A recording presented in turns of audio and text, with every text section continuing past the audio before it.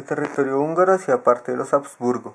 Sin embargo, en 1886, debido a la Guerra de las Siete Semanas, pasó a ser parte del Imperio Austrohúngaro. En 1902, con el Tratado de Trianón, Hungría consigue autonomía, es decir, se le da la opción de un ejército propio, de políticas propias y de un gobierno propio. En la Primera Guerra Mundial, el 1 de octubre de 1918, Hungría consigue su independencia del Imperio Austrohúngaro. Aquí empieza un periodo de tiempo en el cual Hungría pasa por diferentes etapas. Primero pasa por la República Popular, conocida como la República Popular de Hungría, que va desde 1918 hasta 1919. Luego, el 21 de marzo de 1919 se forma la República Soviética Húngara. Sin embargo, el 4 de agosto del mismo año termina y se vuelve el Reino de Hungría, una monarquía constitucional que va desde 1920 hasta 1945. Luego del Reino de Hungría se llega a la Hungría comunista y finalmente a la Hungría actual. Para entender cómo Hungría llegó a estar bajo el dominio comunista, es importante entender los primeros tres pasos, si se podría decir así, o los primeros tres regímenes que tuvo antes de ser comunista. La explicación que se va a dar son solo las razones por las que se instauraron, por las que terminaron. El primero fue la República Popular de Hungría, que fue desde 1918 hasta 1919. Se creó como primer gobierno, estaba controlado por el Partido Socialdemócrata, pero debido a la desigualdad de clases, a que no había un entendimiento con las minorías y a los problemas fronterizos, porque Hungría había perdido muchas fronteras después de la Primera Guerra Mundial, entonces ahora quería recuperarlas y eso hizo que hubiera problemas con las fronteras. Además había marchas campesinas, lo que llevó a que el Partido Socialdemócrata se rindiera, entre comillas. En este momento se crea la República Soviética Húngara. Los campesinos y los obreros habían empezado a hacer marchas precisamente por las desigualdades y esto naturalmente crea un partido comunista que los apoya. El 21 de marzo el Partido Socialdemócrata ya no puede más con las presiones de las revueltas y le cede el control al Partido Comunista. Sin embargo, el Partido Comunista comete dos errores. El primero, tratar de socializar el campo, que fue lo mismo que se quería hacer acá, entonces creó el mismo descontento. Segundo, aliarse con el Partido Socialdemócrata, lo que a fin de cuentas es la peor idea porque es aliarse con el enemigo. El Partido Socialdemócrata quería volver al poder y con la ayuda del ejército rumano y del ejército rojo, que también, la invasión a Hungría estaba controlada por Miklos Horthy. Finalmente, por toda esa presión, el Partido Comunista cede el poder y el 4 de agosto Hungría deja de ser una república soviética. A partir de este momento se vuelve una monarquía constitucional conocida como el Reino de Hungría, que va desde 1920 a 1945, en la cual Miklos Horthy, el mismo que dirigió la invasión a Hungría, se vuelve el regerente, es decir, el gobernante. No era un rey, pero era un gobernante. Lo importante acá es que en la Segunda Guerra Mundial Horthy apoya el bando del eje, es decir, apoya a los nazis. Esto lo hace porque Hitler le había prometido devolverle las tierras que había perdido en la Primera Guerra Mundial. Sin embargo, para octubre de 1944 la guerra había tomado un giro significativo y los nazis ahora están perdiendo. Entonces Horthy trata de cambiarse al bando de los aliados. Hitler se da cuenta de esto, le quita el apoyo a Hungría y aparte de todo manda a secuestrar al hijo de Horthy. Horthy deja de ser el regerente, pero Hungría sigue siendo una monarquía constitucional. Lo sigue siendo hasta 1945 cuando el ejército rojo entra y ocupa Hungría. Esta ocupación significa una Hungría comunista.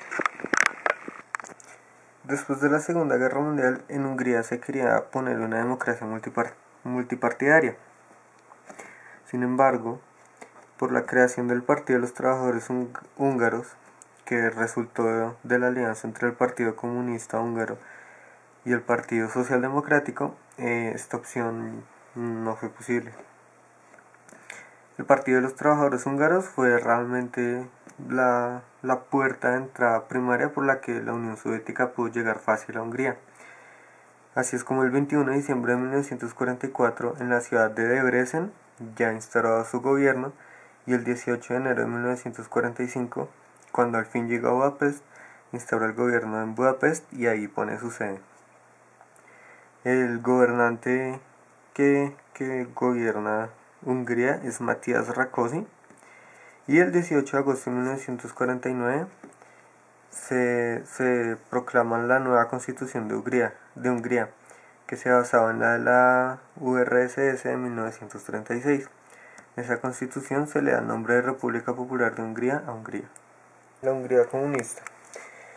La Hungría comunista tenía el mismo nombre de República Popular de Hungría, igual que la que estuvo entre 1918 y 1919. Era dirigida o estaba al mando Matías Rákosi, caracterizado por tener un carácter muy fuerte y por ser muy opresivo. De hecho, decían que él había sido el mejor discípulo de Stalin.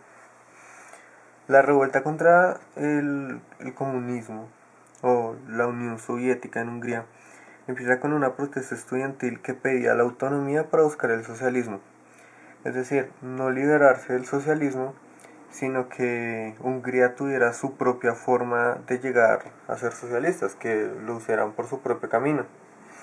Eso molestó mucho a Matías Rákosi y empezó a reubicar a todos los disidentes del comunismo.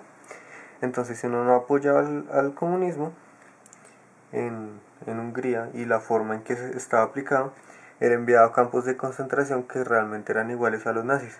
Incluso mucha gente se murió ahí porque primero eran esclavizadas y porque las condiciones de vida eran pésimas, eran muy malas. En julio de 1956, Rákosi renuncia y es reemplazado por Imre Nagy. Imre no era tan duro con la gente, entonces los intelectuales, los estudiantes, los periodistas, todos crearon los círculos Petofi. ¿Qué eran los círculos Petofi? Eran forums en los que se discutían los problemas de la Hungría actual. Estos círculos empezaron a tomar mucha fuerza y tuvieron mucha popularidad, y llegó hasta el punto en que se convocó una reunión, una congregación, una revuelta alrededor de la estatua de Bem. Ahí se dijeron los problemas de Hungría, las soluciones que daban los estudiantes, todo eso. Sin embargo, hubo un rumor de que la ABH, la policía secreta húngara al servicio de los comunistas, había disparado contra la multitud. Al escuchar esto, la gente se puso muy brava, empezó a quemar carros de policía, a pelearse contra los de la ABH, empezaron a coger las armas. Para el 23 de octubre, los húngaros estaban al frente del parlamento y habían creado trincheras para proteger Budapest. Al frente de ellos, tanques rusos, muchísimos tanques rusos y el ejército soviético. Es decir, se estaban enfrentando. Para el 30 de octubre, Hungría ya no estaba bajo el control soviético y la URSS dice que va a dialogar. Sin embargo, en una revuelta hubo un ataque a los dirigentes del Partido de los Trabajadores y en un bombardeo accidental al parlamento quedaron heridos varios soviéticos, por lo que la URSS propone la Operación Torbellino, que es la segunda intervención para controlar Hungría.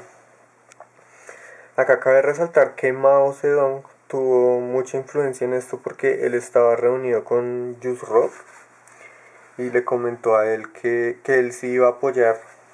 Al principio le comentó que él no iba a apoyar la intervención de la URSS, pero después le comentó que sí la va a apoyar, aunque es una teoría que sí haya sido importante lo que Mao le hubiera hecho a Yusrov. El 4 de noviembre se aplica la Operación Torbellino, el Ejército Rojo entra a Hungría y para el 10 de noviembre Hungría está otra vez bajo el control soviético. Muere muchísima gente y la Operación Torbellino se caracterizó por el uso de la fuerza aérea, de los tanques, de mucho ejército y porque el ejército ruso nunca diferenció entre civiles y militares. Secuelas de la revuelta de Hungría. A finales de 1980, János Kadar, el gobernante en esa época de Hungría, decide emprender el movimiento para disolver el Pacto de Varsovia. También permite el establecimiento de pequeñas empresas, eso sí, defendiendo muy arduamente el derecho de los trabajadores. Y también empieza a conducir a Hungría por el camino de una democracia multipartidista y de una economía orientada al mercado mundial. Cuando en 1991 cae la URSS, es decir, deja de existir, eh, Hungría encuentra como más libertad, y es así como en 1999 se une a la OTAN y el 1 de mayo del 2004 se une a la Unión Europea, cosa que no hubiera podido haber hecho si no hubiera sido por János Kadar.